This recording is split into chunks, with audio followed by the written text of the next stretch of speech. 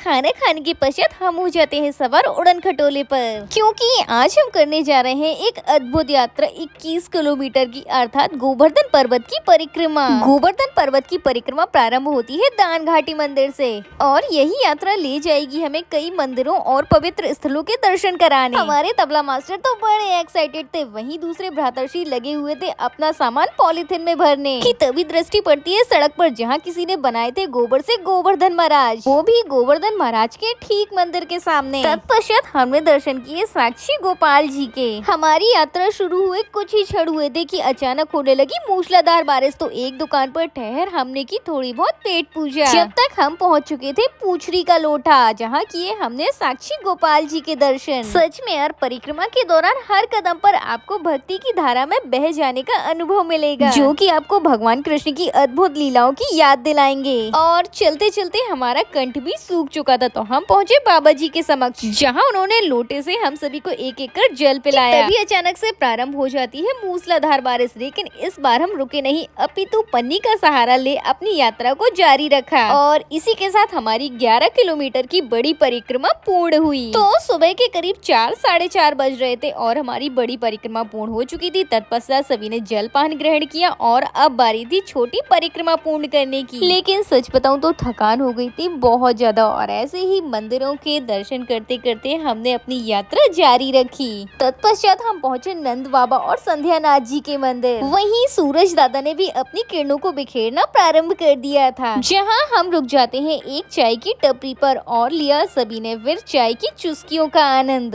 और अंततः हम पहुंच जाते हैं श्री राधा कुंड, जहां भगवान श्री कृष्ण और श्री राधा रानी ने जल क्रीड़ा की। यहाँ का जल आज भी बहुत पवित्र माना जाता है, जहाँ बैठ हमने थोड़ी देर विश्राम किया। यहाँ का वातावरण इतना शांत था कि जाने का मन ही नहीं कर रहा था कि तभी हमें दर्शन हो जाते हैं कछुआ महाराज जी के। लेकिन फिर भी अपनी यात्रा तो पूर्ण करनी ही थी, तो हमने प्रस्थान किया। साथ ही साथ हमें मिल रहे थे रास्ते में कई सारे भक्तगण, जो कि कर रहे थे दंडवत परिक्रमा। लेकिन हमारी तो चलने में ही हालत खराब हो गई थी, इसलिए हमने करवाई फिर मसाज। और रात्रि से हम लगातार चले ही जा रहे थे, जिस कारण से हमें भूख भी लग रही थी। तो हम पहुंच जाते हैं एक आश्रम में, जहां हमने सबसे पहले तो प्रसाद पाया और पुनः अपनी यात्रा जारी रखी।